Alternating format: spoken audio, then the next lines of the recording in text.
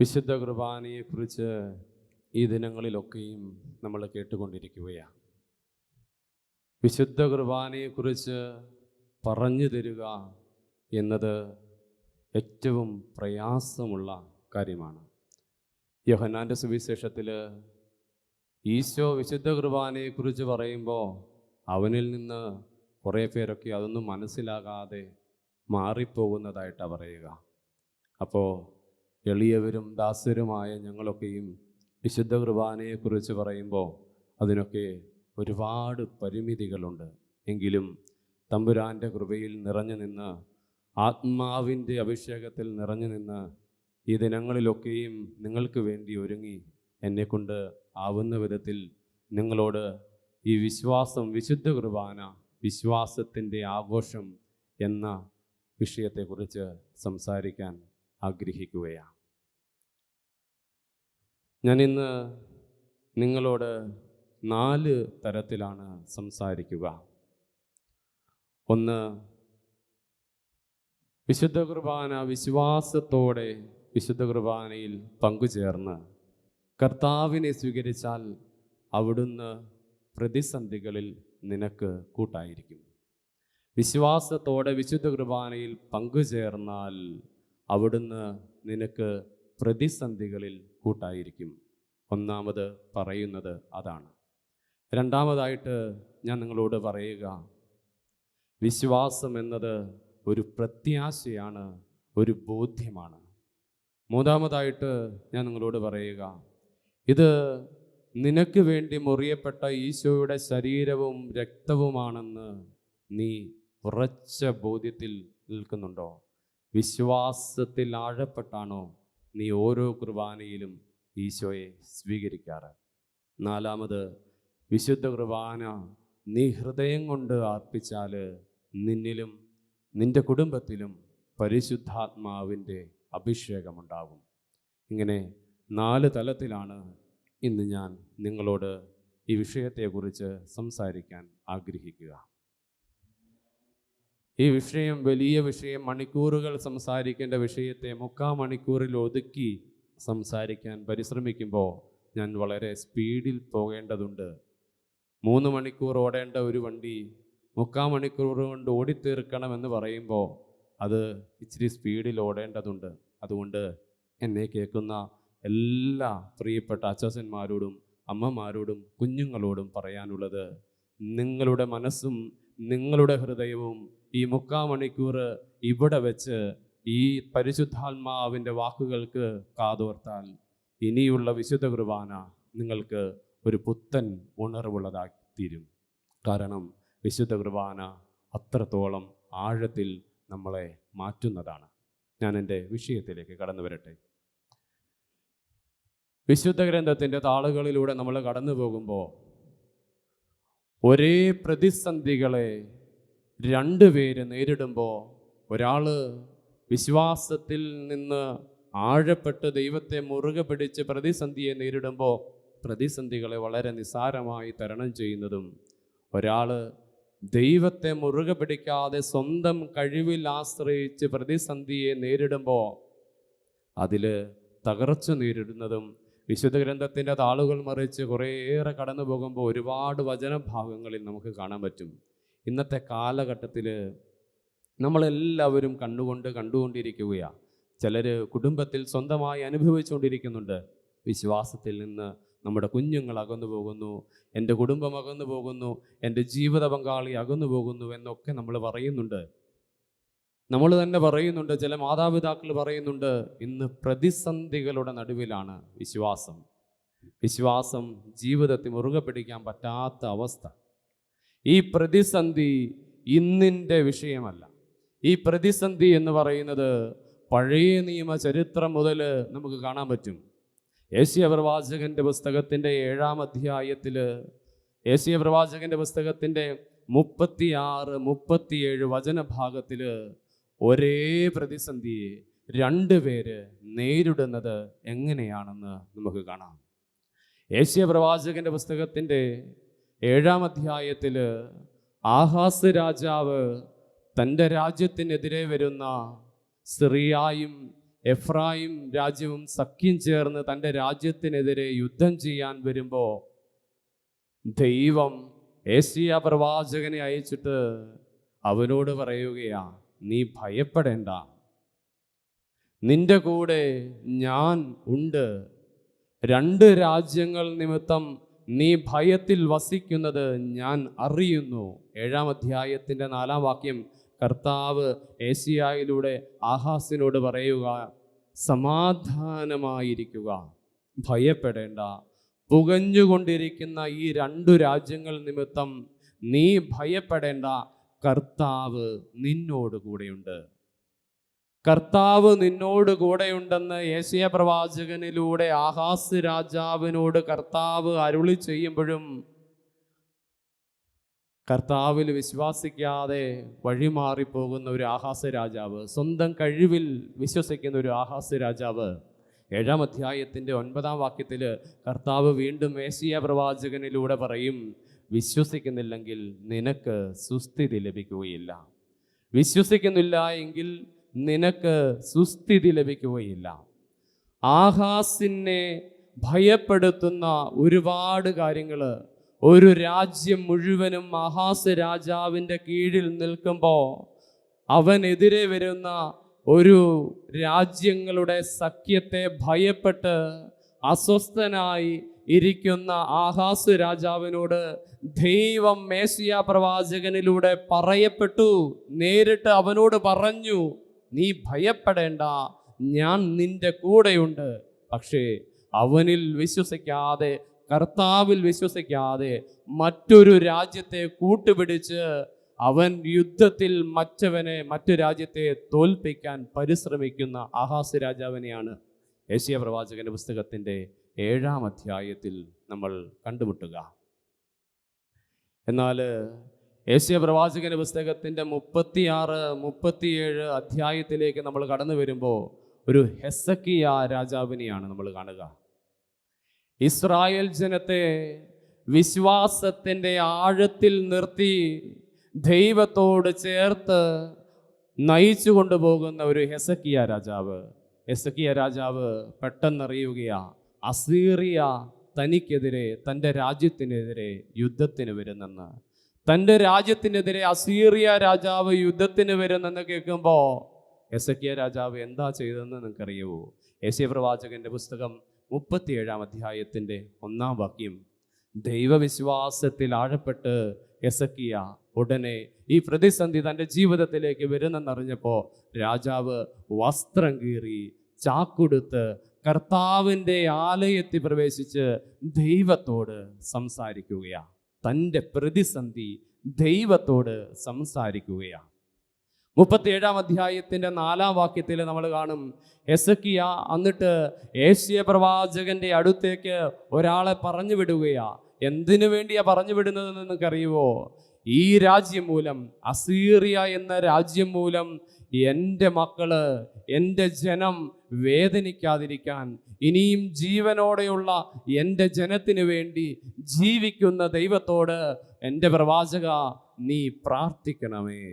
ഈ യുദ്ധത്തിൽ ജയിക്കുന്നതിന്, ഈ പ്രതിസന്ധി തന്നെ വിട്ടുപോകുന്നതിന് വേണ്ടി എൻ്റെ ഈ ദൈവത്തിൻ്റെ പ്രവാചകനായ യെശയ്യാ പ്രവാചകനോട് ഒരാളെ അയച്ചിട്ട് ഹെസക്കിയാ പറയുകയാ, നീ ഞങ്ങൾക്ക് വേണ്ടി ദൈവത്തോട് പ്രാർത്ഥിക്കണമേ എന്ന്. അസീറിയ രാജാവിനെ ചെറുക്കാനുള്ള ഒന്നും വിശുദ്ധ ഗ്രന്ഥത്തിൻ്റെ താളുകൾ നമ്മൾ മറിച്ചു നോക്കി 37-ാം അധ്യായം 36-ാം അധ്യായം ഒക്കെ വായിച്ചു നോക്കുമ്പോൾ മനസ്സിലാകും, ആ രാജ്യത്തെ തോൽപ്പിക്കാനുള്ളതൊന്നും ഹെസക്കിയായുടെ കയ്യിലില്ല.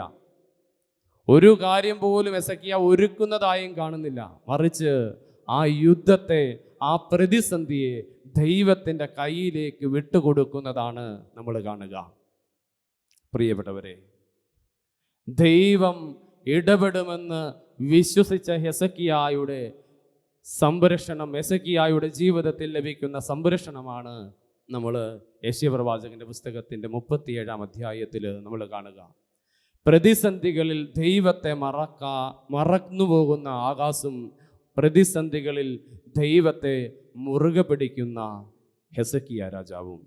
എൻ്റെ ഒന്നാമത്തെ വിഷയം ഇതാണ്: വിശ്വാസത്തിൻ്റെ കണ്ണുകളോടെ ദൈവത്തെ നീ കണ്ടുമുട്ടിയാൽ നിന്റെ ജീവിതത്തിൻ്റെ പ്രതിസന്ധികളിൽ നിന്നെ അലട്ടുന്ന ഭയം, അസ്വസ്ഥത ജീവിതത്തിൽ ഉണ്ടാകുമ്പോൾ, മരണഭീതിയിൽ ജനം യുദ്ധത്തിനായി ഒരുങ്ങി വരുമ്പോൾ അസ്വസ്ഥതയുണ്ടാകുന്ന ഒരു രാജാവും മരണഭീതി ഉണ്ടാവാതെ, അസ്വസ്ഥതയുണ്ടാവാതെ അതേ പ്രതിസന്ധിയെ ദൈവത്തെ മുറുകെ പിടിച്ച് പരാജയപ്പെടുത്തുന്ന ഒരു രാജാവും. പ്രിയപ്പെട്ടവരെ, നാമും ഈ ലോകത്തിൽ ജീവിക്കുമ്പോൾ ഇതുപോലെ പ്രതിസന്ധികൾ കടന്നു വന്ന് നമ്മളും നിന്നു പോവാറില്ലേ ചില സമയങ്ങളിൽ? രാജാക്കന്മാരുടെ 2-ാം പുസ്തകത്തിൻ്റെ 1-ാം അധ്യായത്തിൻ്റെ 1 മുതൽ 17 വരെയുള്ള വചനഭാഗത്തും യെശയ്യാ പ്രവാചകന്റെ 38 മുതൽ 38-ാം അധ്യായം 1 മുതൽ 8 വരെയുള്ള വചനഭാഗത്തും ഒക്കെ ഉടനീളം ഒരേ പ്രതിസന്ധി രണ്ടുപേര് നേരിടുമ്പോൾ ഒരാൾ ദൈവത്തെ കൂട്ടുപിടിച്ച് ജയിക്കുന്നതും ഒരാൾ ദൈവത്തെ മറന്നുപോയി പരാജയപ്പെടുന്നതും നമുക്ക് കണ്ടെത്താൻ പറ്റും. ദൈവത്തെ ആഴമുള്ള വിശ്വാസത്തിൽ നമ്മൾ മുറുകെ പിടിച്ചാൽ ഒരിക്കലും നാം തകരുകയില്ല എന്ന്, ജീവിത ക്ലേശങ്ങളുടെ കൊടുങ്കാറ്റ് നമ്മളുടെ ജീവിതത്തിൽ ഉണ്ടായാലും, ജീവിത ക്ലേശങ്ങളുടെ തിരമാലകൾ ആഞ്ഞടിച്ചാലും, എൻ്റെ വ്യക്തി ജീവിതത്തിൻ്റെ അമരത്ത്, എൻ്റെ കുടുംബ ജീവിതത്തിൻ്റെ അമരത്ത് ഈശോ വസിക്കുന്നുണ്ടെന്ന് നമ്മൾ തിരിച്ചറിഞ്ഞാൽ ഏത് പ്രതിസന്ധിയെയും പാറപ്പുറത്ത് പണിത ഭവനം പോലെ നമുക്ക് തരണം ചെയ്യാൻ പറ്റുമെന്ന് ഈ വചനം നമുക്ക് പറഞ്ഞു തരുന്നുണ്ട്. പ്രിയപ്പെട്ടവരെ, നമ്മൾ പെട്ടെന്ന് തന്നെ സുവിശേഷത്തിലേക്ക് പോവുകയാണ്. മത്തായിയുടെ സുവിശേഷം 8-ാം അധ്യായം 5 മുതൽ 13 വരെയുള്ള വാക്യങ്ങൾ, ലൂക്കായുടെ സുവിശേഷം 7-ാം അധ്യായം 1 മുതൽ 10 വരെയുള്ള വചനഭാഗം, യോഹന്നാന്റെ സുവിശേഷം 4-ാം അധ്യായം 46 മുതൽ 54 വരെയുള്ള വചനഭാഗം. ഇവിടെയെല്ലാം നമ്മൾ കാണുന്ന ഒരു ശതാധിപനുണ്ട്. ശതാധിപൻ എന്ന് പറഞ്ഞാൽ ആരാണ് പ്രിയപ്പെട്ടവരെ? അത് മനസ്സിലാക്കിയെങ്കിലേ ഇത് പറഞ്ഞിട്ട്, ഈ വചനഭാഗം പറഞ്ഞിട്ട് കാര്യമുള്ളൂ. പുരാതനകാല റോമൻ സൈന്യത്തിലെ ഒരു ഉദ്യോഗസ്ഥനാണ് ശതാധിപൻ. 6000 പടയാളികൾ അടങ്ങിയ ഒരു റോമൻ സൈന്യത്തിൽ അതിനെ 6000 പടയാളികളെ 100 പടയാളികൾ വീതമുള്ള 60 ഗണങ്ങളായി തിരിച്ചിട്ട് ഓരോ ഗണങ്ങൾക്കും ഒരു അധിപനെ കൊടുക്കും. ആ അധിപനാണ് സെഞ്ചൂറിയൻ എന്ന് പറയുക, അല്ലെങ്കിൽ ശതാധിപൻ എന്ന് പറയുക. വിശുദ്ധ ഗീവർഗീസിനെ നമുക്കറിയാം. വിശുദ്ധ ഗീവർഗീസിന്റെ സഹനത്തെ നമുക്കറിയാം. റോമൻ സൈന്യത്തിലെ പടയാളിയായിരുന്ന വിശുദ്ധ ഗീവർഗീസ് യേശുവിനെ കുറിച്ച് പറഞ്ഞതിൻ്റെ പേരിൽ, ആ വിശ്വാസത്തിൽ നിലനിന്നിരുന്നതിൻ്റെ പേരിലാണ് രക്തസാക്ഷിത്വം വരിച്ചത്. അതുപോലെയുള്ള ഒരു റോമൻ സൈന്യത്തിൻ്റെ അധിപനാണ് ഈ ശതാധിപൻ. ഇത് മനസ്സിൽ വെച്ചുകൊണ്ട് വേണം ഇനിയും ഈ വചനഭാഗത്തെ നമ്മൾ മനസ്സിലാക്കാൻ.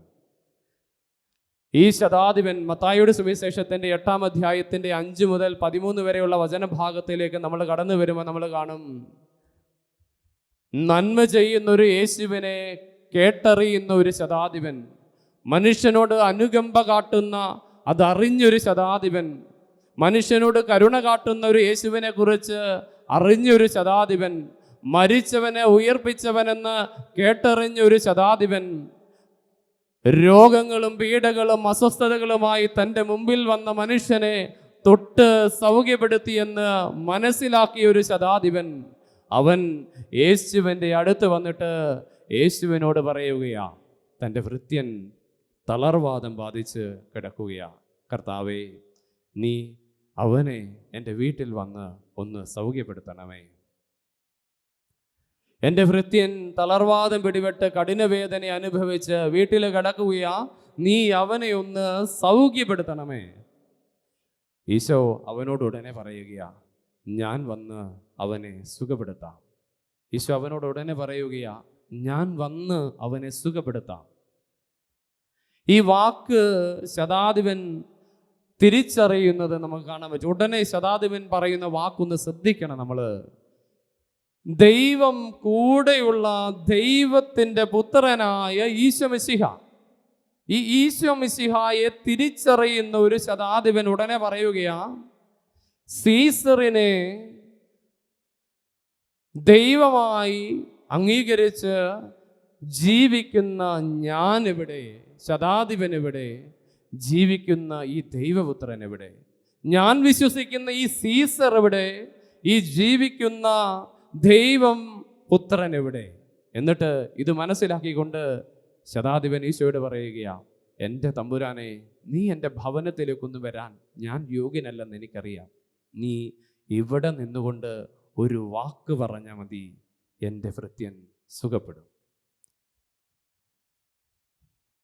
അവൻ്റെ വാക്കിലെ അത്ഭുതം കണ്ടിട്ട്, അവൻ്റെ വിശ്വാസത്തിൻ്റെ അത്ഭുതം കണ്ടിട്ട്, അവൻ്റെ വിശ്വാസത്തിൻ്റെ ആഴം കണ്ടിട്ട് ഈശോ പറയുകയാ, യോഹന്നാന്റെ സുവിശേഷത്തിൻ്റെ 4-ാം അധ്യായത്തിൻ്റെ 50-ാം വാക്യം,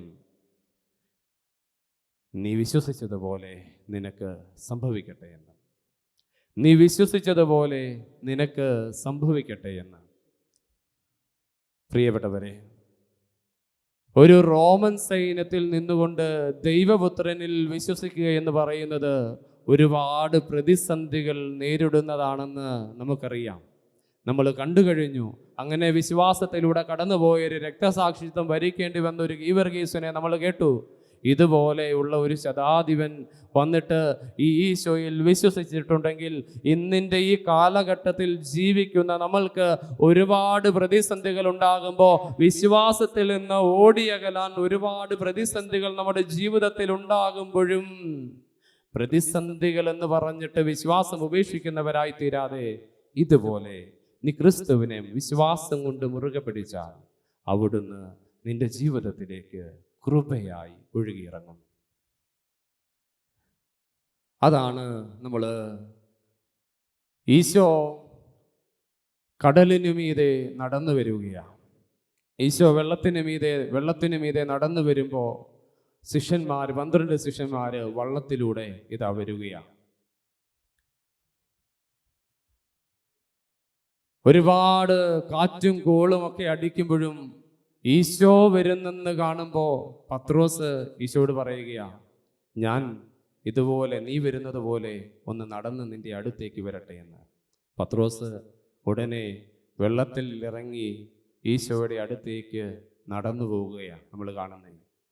പ്രതിസന്ധിയിലും പത്രോസ് ഈശോയിലേക്ക് പോകാൻ ആഗ്രഹിക്കുകയാണ്. പക്ഷേ മറ്റു 11 ശിഷ്യന്മാരും വള്ളത്തിൽ തന്നെ ഈ പ്രതിസന്ധി എടുക്കാൻ ഭയപ്പെട്ട് നിൽക്കുന്നതാണ് നമ്മൾ കാണുക.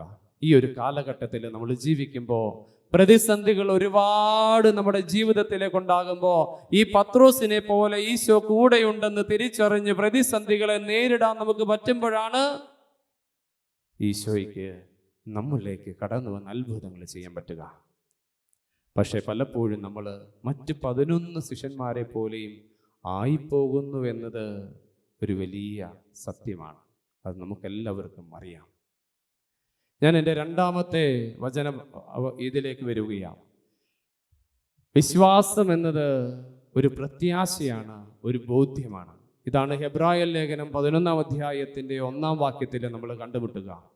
ഹെബ്രായർ ലേഖനം 11-ാം അധ്യായത്തിൻ്റെ 1-ാം വാക്യം, വിശ്വാസം എന്നത് പ്രത്യാശിക്കുന്നവ ലഭിക്കുമെന്നും കാണപ്പെടാത്തവ ഉണ്ട് എന്ന ബോധ്യമാണ്. പ്രത്യാശിക്കുന്നവ ലഭിക്കുമെന്ന ഉറപ്പ്. ആഹാസ് രാജാവ് ദൈവത്തിൽ പ്രത്യാശിക്കാഞ്ഞപ്പോൾ അവന് വലിയ തകർച്ചയുണ്ടായി. ദൈവത്തിൽ പ്രത്യാശ അർപ്പിച്ച ഹെസക്കിയായിക്ക് വലിയ കൃപ അനുഭവിക്കാൻ പറ്റി. ദൈവത്തിൽ പ്രത്യാശ അർപ്പിച്ച ശതാധിപന് ഈശോ കൊടുത്ത സമ്മാനം അവൻ വിശ്വസിച്ചതുപോലെ അവൻ്റെ ജീവിതത്തിൽ സംഭവിച്ചു. പ്രിയപ്പെട്ടവരെ, പ്രത്യാശിക്കുന്നവ നിനക്ക് ലഭിക്കും എന്ന് നീ വിശ്വസിക്കണം. 2ാമത്തേത് ബോധ്യമാണ്. കാണപ്പെടാത്തവ ഉണ്ട് എന്ന ബോധ്യം, ഇതും ഒരു വിശ്വാസമാണ്. വിശ്വാസം എന്നത് കാണപ്പെടാത്തവ ഉണ്ട് എന്ന ബോധ്യം. ഈശോ എനിക്ക് വേണ്ടി 2000 വർഷങ്ങൾക്ക് മുമ്പ് കാൽവരിയിൽ മരിക്കുന്നത് ഞാൻ എൻ്റെ കണ്ണുകൾ കൊണ്ട് കണ്ടിട്ടില്ല.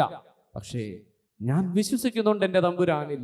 അവൻ എന്നെ രക്ഷിക്കുന്നതിന് വേണ്ടിയിട്ടും കൂടിയാണ് കാൽവരിയിൽ മരിച്ചതെന്ന്.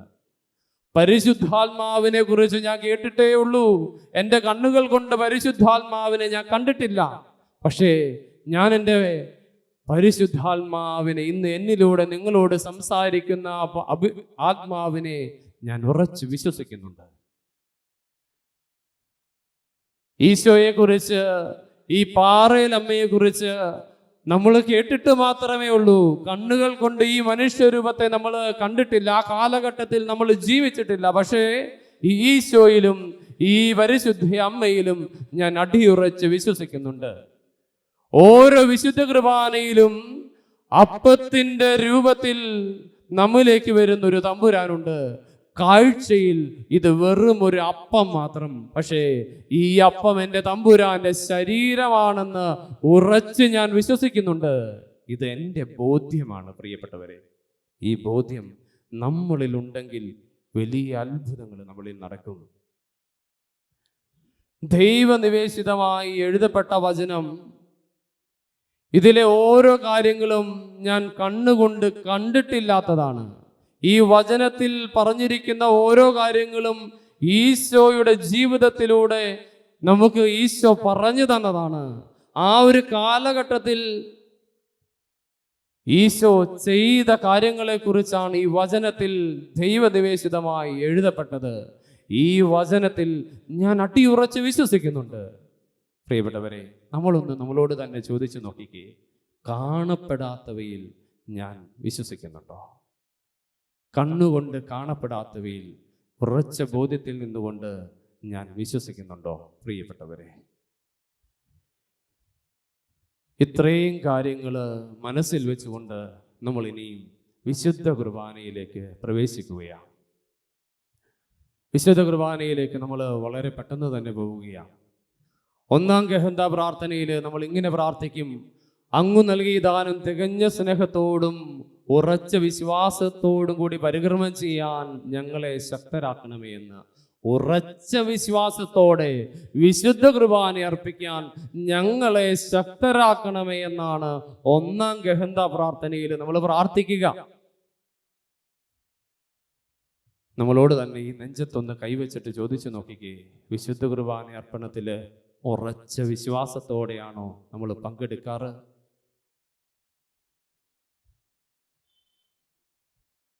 ആഴമുള്ള വിശ്വാസത്തോടെയാണോ ഈശോയെ ഓരോ വിശുദ്ധ കുർബാനയിലും നമ്മൾ കണ്ടുമുട്ടാറ്? യോഹന്നാന്റെ സുവിശേഷത്തിന്റെ 6-ാം അധ്യായം ഈ ബോധ്യം നമുക്ക് നൽകാൻ വേണ്ടി ഞാൻ എടുക്കുകയാണ്. യോഹന്നാന്റെ സുവിശേഷത്തിന്റെ 6-ാം അധ്യായം 1 മുതൽ 59 വരെയുള്ള വാക്യങ്ങൾ എൻ്റെ പ്രിയപ്പെട്ടവരെ, നിങ്ങൾ മനസ്സുകൊണ്ടും ചിന്തകൾ കൊണ്ടും ഇവിടെ ഉണ്ടാവണം.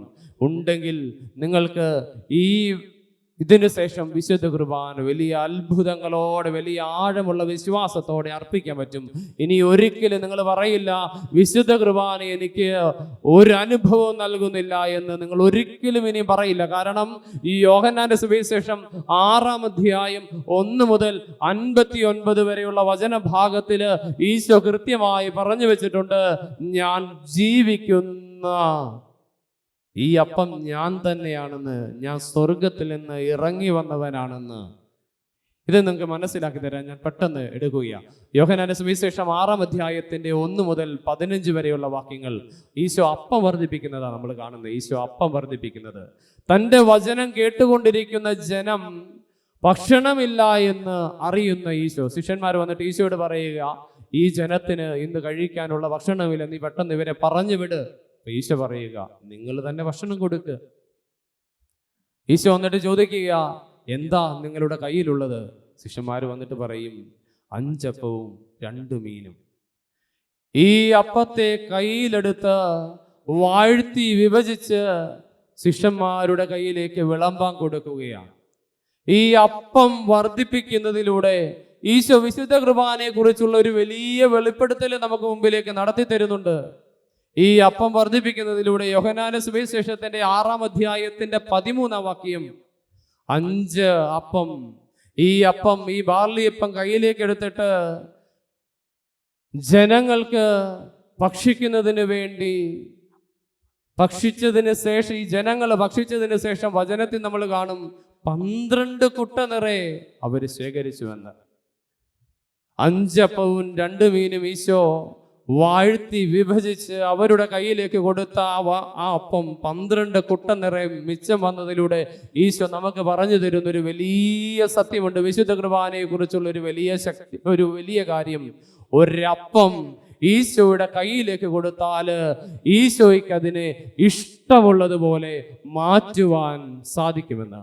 ഒരപ്പം ഈശോയുടെ കയ്യിലേക്ക് കൊടുത്താൽ ആ അപ്പത്തെ ഈശോയ്ക്ക് തൻ്റെ കൃപയാല് തനിക്ക് ഇഷ്ടമുള്ളതുപോലെ മാറ്റാൻ പറ്റുമെന്ന്.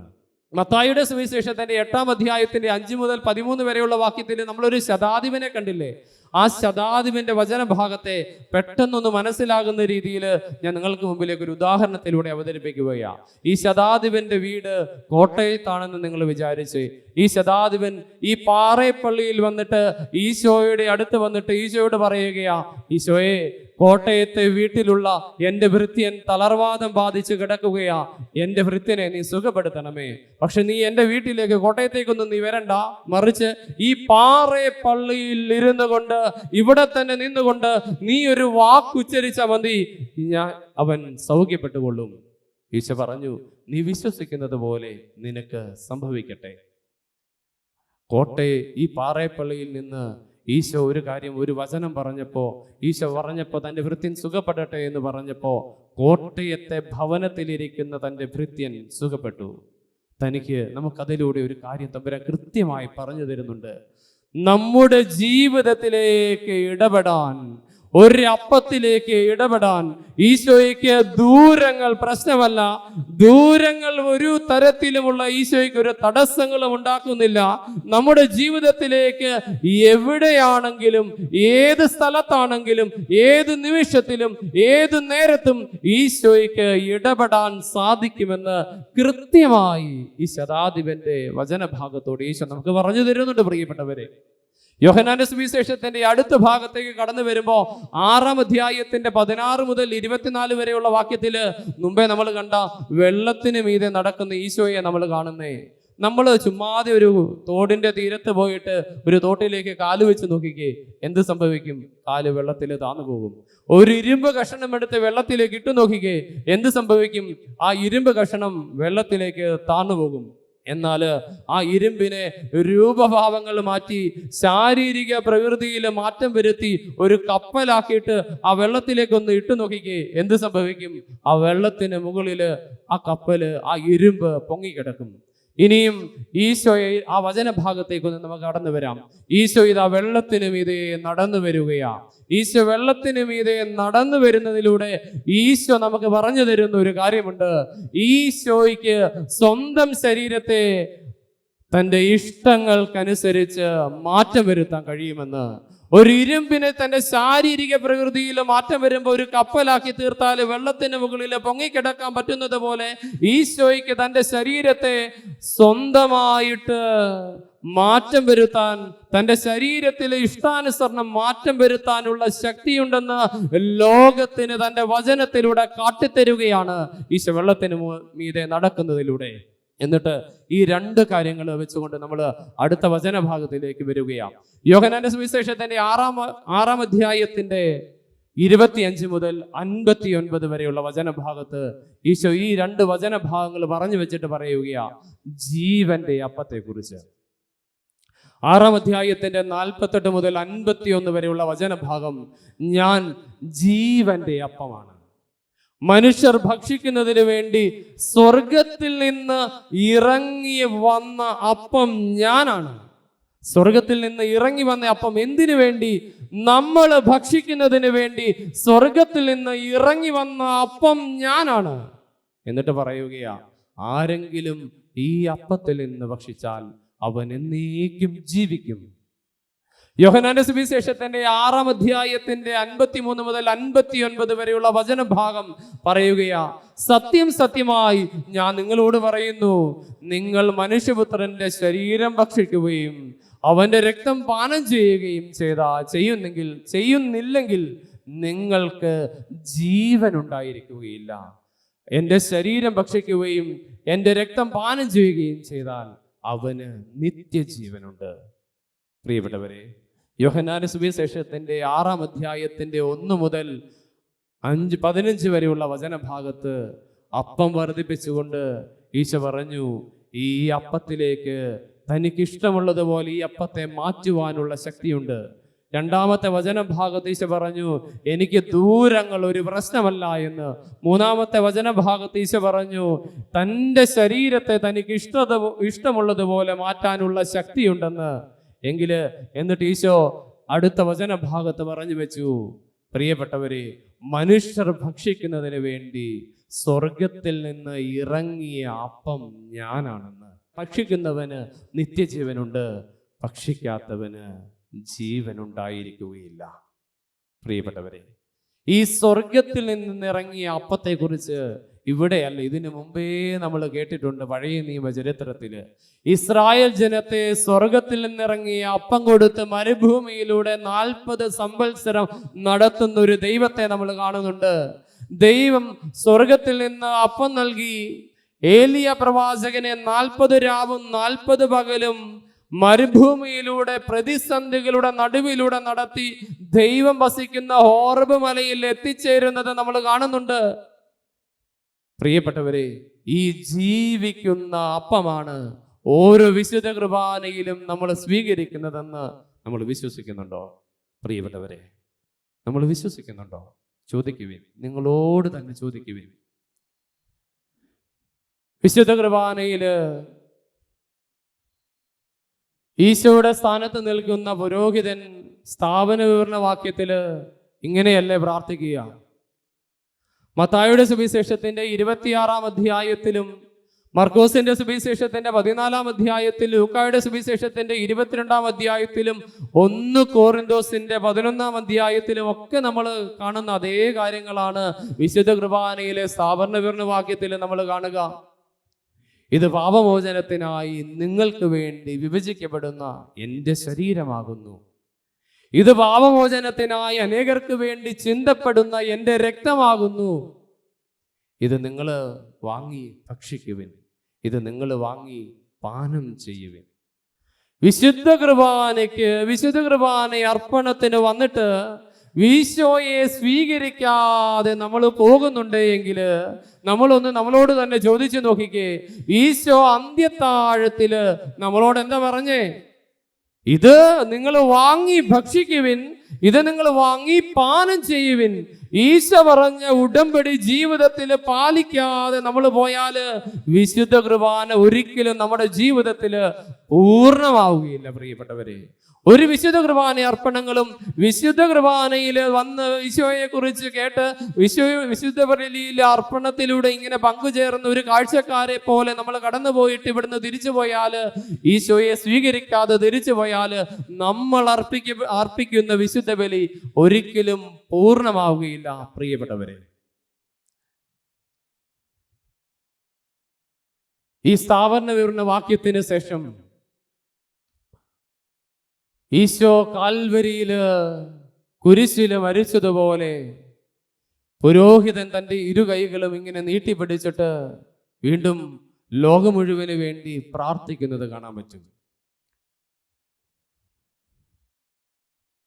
മാർപ്പാപ്പയ്ക്കും മെത്രാനും അതിരൂപതയ്ക്കും സന്യസ്തർക്കും വൈദികർക്കും ഒക്കെ വേണ്ടി പ്രാർത്ഥിക്കുന്ന കാണാൻ പറ്റും. ഈ ബലിയില് ചങ്കുരുകി പ്രാർത്ഥിക്കുന്നവർക്ക് വേണ്ടി പ്രാർത്ഥിക്കുന്നത് കാണാൻ പറ്റും. ക്ലേശിതരും ദുഃഖിതരും ദരിദ്രരും പീഡിതരും രോഗികളും ആകുലരുമായിരിക്കുന്ന എല്ലാവർക്കും വേണ്ടി പ്രാർത്ഥിക്കുന്ന കാണാൻ പറ്റും. മരിച്ചുപോയ പ്രിയപ്പെട്ടവർക്ക് വേണ്ടി പ്രാർത്ഥിക്കുന്ന കാണാൻ പറ്റും. ഈ ബലിയിൽ സംബന്ധിക്കുന്ന എല്ലാവർക്കും വേണ്ടി, നമ്മളുടെ ചങ്കിലെ നീറ്റലുകൾക്ക് വേണ്ടി, ബുദ്ധിമുട്ടുകൾക്ക് വേണ്ടി, അസ്വസ്ഥതകൾക്ക് വേണ്ടി പുരോഹിതൻ പ്രാർത്ഥിക്കുന്ന കാണാൻ പറ്റും. 2 കൈകളും വിരിച്ചു പറിച്ചിട്ട് അവൻ അവസാനം, ആ പ്രാർത്ഥനയുടെ അവസാനം പറയും, എൻ്റെ തമ്പുരാനെ, ഈ കുർബാന ഞങ്ങൾക്ക് എല്ലാവർക്കും വേണ്ടി സ്വീകരിക്കണമേ എന്ന്. പ്രിയപ്പെട്ടവരെ, ഇതുകൊണ്ടാണ് 4-ാം ഗഹന്ത പ്രാർത്ഥനയിലേക്ക് നമ്മൾ കടന്നു വരുമ്പോൾ നമ്മൾ കാണുന്നത്, പുരോഹിതൻ, ഈശോയുടെ സ്ഥാനത്ത് നിൽക്കുന്ന പുരോഹിതൻ എങ്ങനെയാ 4-ാം ഗഹന്ത പ്രാർത്ഥന ആരംഭിക്കുക? കർത്താവായ ദൈവമേ, അങ്ങ് ഞങ്ങളെ പഠിപ്പിച്ചതുപോലെ നിർമ്മലവും വിശുദ്ധവുമായി ബലിപീഠത്തിന്മേൽ അങ്ങയുടെ അഭിഷിക്തന്റെ ശരീരരക്തങ്ങൾ ഞങ്ങൾ അർപ്പിക്കുന്നുവെന്നാണ്. പുരോഹിതൻ അർപ്പിക്കുന്നുവെന്നല്ല പ്രാർത്ഥിക്കുക, ഈ ബലി ഞങ്ങൾ അർപ്പിക്കുന്നുവെന്നാ പ്രാർത്ഥിക്കുക. എങ്ങനെയാ ഞങ്ങൾ അർപ്പിക്കുന്നത്? തമ്പുരാനെ, ഈ ബലിപീഠത്തിൽ അർപ്പിച്ചിരിക്കുന്ന ഈ കാസയിലും ഈ പീലാസയിലും ഈ അപ്പത്തിലും ഈ വീഞ്ഞിലും ഈ ദൈവജനം മുഴുവന്റെ എല്ലാ നിയോഗങ്ങളുമുണ്ട്. ഈ ദൈവജനം ഒന്ന് ചേർന്ന് നമ്മളൊക്കെ ഈ വ്യക്തിപരമായി സമർപ്പിച്ചിരിക്കുന്ന നമ്മുടെ സങ്കടങ്ങളുണ്ട്, നമ്മുടെ വേദനകളുണ്ട്, നമ്മുടെ ബുദ്ധിമുട്ടുകളുണ്ട്, നമ്മുടെ അസ്വസ്ഥതകളുണ്ട്, നമ്മുടെ സ്വപ്നങ്ങളുണ്ട്, നമ്മുടെ കുടുംബമുണ്ട്, ജീവിത പങ്കാളിയുണ്ട്, കുഞ്ഞുങ്ങളുണ്ട്. കാഴ്ചക്കാരായി വിശുദ്ധ ബലി അർപ്പിക്കാതെ വിശ്വാസത്തിന്റെ കണ്ണുകൾ കൊണ്ട് ഈശോയുടെ ശരീരവും രക്തവുമായി ഓരോ ബലിപീഠത്തിലും അർപ്പിക്കപ്പെടുന്ന അപ്പത്തിലും വീഞ്ഞിലും നമ്മളെ തന്നെ, നമ്മുടെ കുടുംബത്തെ തന്നെ കൊടുത്താല് എന്താണ് സംഭവിക്കുക? അതാണ് പുരോഹിതൻ പറയുക, ദേ ഞങ്ങൾ ഒന്ന് ചേർന്ന് തമ്പുരാനെ ഞങ്ങൾ ബലി അർപ്പിച്ചുകൊണ്ടിരിക്കുക. ഈ അപ്പവും വീഞ്ഞും പരിശുദ്ധാത്മാവ് വന്ന് നിറയുന്നതാണ് അടുത്ത പ്രാർത്ഥന. ഞാൻ പറഞ്ഞതിന്റെ അവസാനത്തെ വിഷയം അതാണ്. ഈ അപ്പത്തിലേക്കും ഓരോ വിശുദ്ധ കുർബാനയിലേക്കും, ഓരോ വിശുദ്ധ കുർബാനയ്ക്കും നമ്മൾ കടന്നു വരുമ്പോൾ ഒരുക്കത്തോടെ കടന്നു വന്ന്, ഒരുക്കത്തോടെ നമ്മുടെ നിയോഗങ്ങള് ഈ അപ്പത്തിലും ഈ വീഞ്ഞിലും നമ്മൾ സമർപ്പിക്കുമ്പോൾ, ഈ കാസയിലും പീലാസയിലും സമർപ്പിക്കുമ്പോൾ, ഈ അപ്പത്തിലും വീഞ്ഞിലും പരിശുദ്ധാത്മാവ് ഇറങ്ങി വന്ന് ഈശോയുടെ ശരീരവും രക്തവുമായി അത് പൂർണ്ണമായി മാറ്റപ്പെടുമ്പോ നമ്മുടെ കുടുംബത്തില്, വ്യക്തി ജീവിതത്തില് പരിശുദ്ധാത്മാവിന്റെ അഭിഷേകമുണ്ടാകും. വിശുദ്ധ അഗസ്തീനോസ് അതാണ് പറഞ്ഞു വെക്കുക. വിശുദ്ധ കുർബാനയില് നീ ഭക്തിപൂർവ്വം സംബന്ധിച്ച് നിന്നെ തന്നെ കൊടുത്താല് നിന്റെ ജീവിതത്തില് ആത്മാവിന്റെ നിറവുണ്ടാകുമെന്ന്. പ്രിയപ്പെട്ടവരെ, ഹെബ്രായ ലേഖനത്തിൽ നമ്മൾ കണ്ടില്ലേ, നിനക്ക് ഉറച്ച ബോധ്യമുണ്ടാവണം. എന്തിന്റെ ബോധ്യം? കാണപ്പെടാത്തവ ഉണ്ട് എന്ന ബോധ്യം. കാണപ്പെടാൻ സാധിക്കില്ല, നമുക്ക് കണ്ണുകൾ കൊണ്ട് ഈ ബലിയിൽ ഈ തമ്പുരാനെ കാണാൻ സാധിക്കില്ല. പക്ഷേ എൻ്റെ ദൈവം, എൻ്റെ ജീവിക്കുന്ന ദൈവം, ഓരോ വിശുദ്ധ ബലിയിലും എന്നെ കേൾക്കുന്ന ദൈവം, എന്നെ മനസ്സുകൊണ്ട് അറിയുന്ന ദൈവം ഇവിടെ ഉണ്ടെന്ന് നമ്മൾ വിശ്വസിക്കുമ്പോൾ നിന്റെ ജീവിതത്തിൽ വലിയ കൃപ സംഭവിക്കുമെന്ന്. ഓരോ വിശുദ്ധ ബലിയും വിശ്വാസത്തിൻ്റെ ആഘോഷമായി തീരുമെന്ന്. ഓരോ വിശുദ്ധ ബലിയും നിന്റെ ജീവിതത്തിലേക്ക് പ്രകാശം നൽകുന്നതായി തീരുമെന്ന് നമുക്ക് മനസ്സിലാക്കാൻ പറ്റും. പ്രിയപ്പെട്ടവരെ, എങ്ങനെയാണ് നമ്മൾ വിശ്വസിക്കേണ്ടത്? ലൂക്കായുടെ സുവിശേഷത്തിൻ്റെ 1-ാം അധ്യായത്തിൻ്റെ 45-ാം വാക്യം, പരിശുദ്ധ മറിയത്തെ പോലെ നീ വിശ്വസിക്കണം. എങ്ങനെയാ പരിശുദ്ധ മറിയം കർത്താവിൽ വിശ്വസിച്ചത്? കർത്താവ് അരുളി ചെയ്ത കാര്യങ്ങൾ നിറവേറുമെന്ന് വിശ്വസിച്ചവൾ ഭാഗ്യവതി. പരിശുദ്ധ മറിയം കർത്താവ് തമ്പുരാൻ നമ്മളോട് പറഞ്ഞതെല്ലാം അതുപോലെ നമ്മൾ സംഭവിക്കുമെന്ന് നമ്മൾ വിശ്വസിച്ചാൽ, അതേപോലെ ആ വിശ്വാസം നമ്മൾക്ക് ആഴപ്പെടുത്താൻ സാധിച്ചാൽ, ആ വചനം നമ്മളിൽ, പരിശുദ്ധ അമ്മയിൽ ആ വിശ്വാസം നിറഞ്ഞപ്പോ അമ്മ ദൈവകൃപയാൽ നിറഞ്ഞതുപോലെ ഈ വിശ്വാസം നമ്മിൽ ആഴപ്പെട്ടാൽ ദൈവത്തിൻ്റെ കൃപ ഓരോ വിശുദ്ധ ബലിയിലൂടെയും നമ്മില്, നമ്മുടെ കുടുംബത്തിൽ വന്ന് നിറയാൻ ഇടവരും. പ്രിയപ്പെട്ടവരെ, ഇതാണ് വിശുദ്ധ കുർബാനയിൽ നമ്മൾ സംഭവിക്കേണ്ടതെന്ന് കത്തോലിക്ക സഭയുടെ മതബോധന ഗ്രന്ഥത്തിൽ നമ്മൾക്ക് കാണാൻ പറ്റും. 1356 ഖണ്ഡികയിൽ കൃത്യമായി പറഞ്ഞു വെച്ചിട്ടുണ്ട്.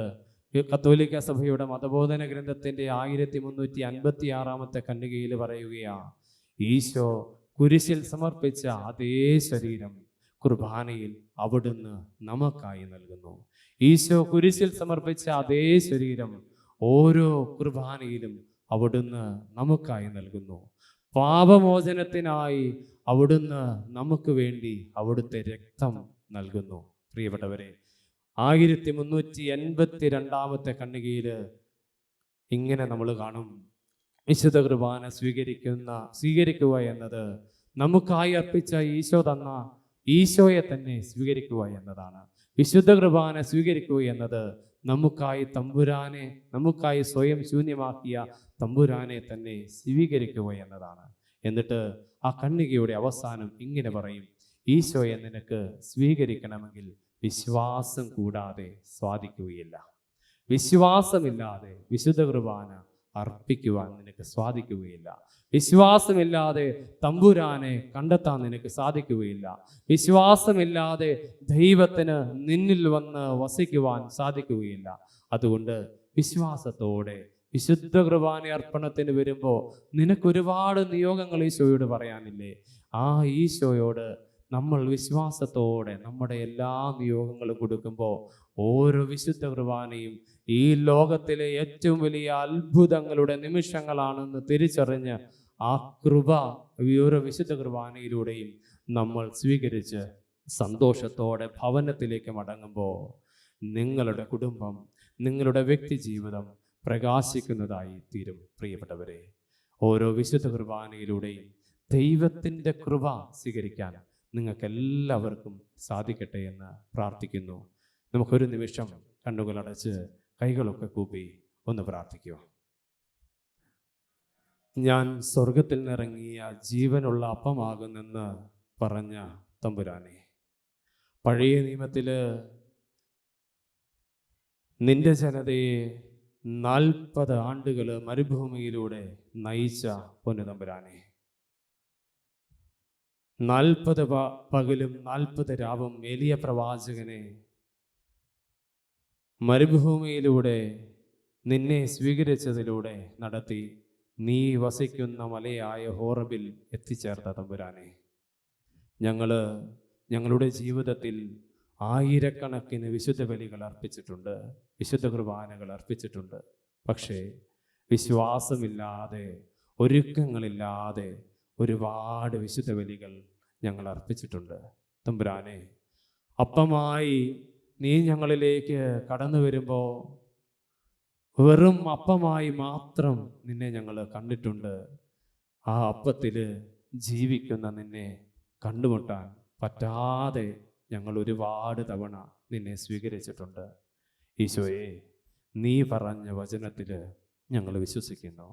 നീ ഞങ്ങൾക്കായി ഈ ഭൂമിയിലെ പ്രതിസന്ധികളെ തരണം ചെയ്യാൻ വേണ്ടി ഞങ്ങൾക്ക് നൽകിയ ഈ വിശുദ്ധ കുർബാനയിൽ, ഓരോ ദിനങ്ങളിലും ഞങ്ങൾ അർപ്പിക്കുന്ന വിശുദ്ധ കുർബാനയിൽ എന്നും വിശ്വാസത്തിൽ ആഴപ്പെട്ട് അർപ്പിക്കുവാൻ, ഓരോ ദിവസവും നീ ഞങ്ങളിലേക്ക് കടന്നു വരുമ്പോൾ തമ്പുരാനെ, അത് ജീവിക്കുന്ന തമ്പുരാനാണെന്ന്, സ്വർഗത്തിൽ നിന്ന് ഞങ്ങൾക്ക് വേണ്ടി ഇറങ്ങി വന്ന മിശിഹായാണെന്ന് അടിയുറച്ച് വിശ്വസിച്ച് നിന്നെ എന്നും ഇനി സ്വീകരിക്കുവാൻ, ഒരുക്കങ്ങളില്ലാതെ കുമ്പസാരിച്ചു പാപങ്ങൾ അകറ്റി നിർത്തി ഇനിയും എന്നും നിന്നെ സ്വീകരിക്കുവാൻ ഞങ്ങളുടെ മേല് കൃപയാകണമേ. തമ്പുരാനെ, ഈശോയെ, ഓരോ ബലിയിലും ഞങ്ങൾ ഇതുവരെ മനസ്സിലാക്കിയിരുന്നത് പുരോഹിതൻ മാത്രമാണ് വിശുദ്ധ ബലി അർപ്പിക്കുന്നതെന്ന. പക്ഷേ ഇന്നു മുതൽ ഈശോയെ, നിന്റെ സ്ഥാനത്ത് നിൽക്കുന്ന പുരോഹിതനോട് ചേർന്ന് ഞങ്ങളും ബലിയർപ്പിക്കുന്നവരായിത്തീരും. ഞങ്ങളുടെ വേദനകളും ഞങ്ങളുടെ അസ്വസ്ഥതകളും ഞങ്ങളുടെ ബുദ്ധിമുട്ടുകളും ഞങ്ങളുടെ രോഗങ്ങളും ഞങ്ങളുടെ കുടുംബത്തെയും ഞങ്ങളുടെ കുഞ്ഞുങ്ങളെയും ഞങ്ങളുടെ സ്വപ്നത്തെയും ഇന്നു മുതൽ നിന്റെ കാസയോടും നിന്റെ വിലാസയോടും ചേർത്ത് ഞങ്ങൾ ഇന്നു മുതൽ ഓരോ ബലിയിലും വിശുദ്ധ കുർബാന മധ്യേ നിന്റെ ബലിപീഠത്തിൽ ഞങ്ങളെ സമർപ്പിക്കുമ്പോൾ പരിശുദ്ധാത്മാവിന്റെ നിറവിനാൽ നിന്റെ തിരുശരീര രക്തങ്ങളായി അപ്പവും വീഞ്ഞും മാറുമ്പോൾ തമ്പുരാനെ, ഞങ്ങളുടെ ജീവിതത്തിലേക്ക്, ഞങ്ങളുടെ നിയോഗത്തിലേക്ക് നിന്റെ വലിയ ആത്മാവിൻ്റെ അഭിഷേകം ഉണ്ടാകുന്നതിന് വേണ്ടി ഞങ്ങൾ പ്രാർത്ഥിക്കുന്നു.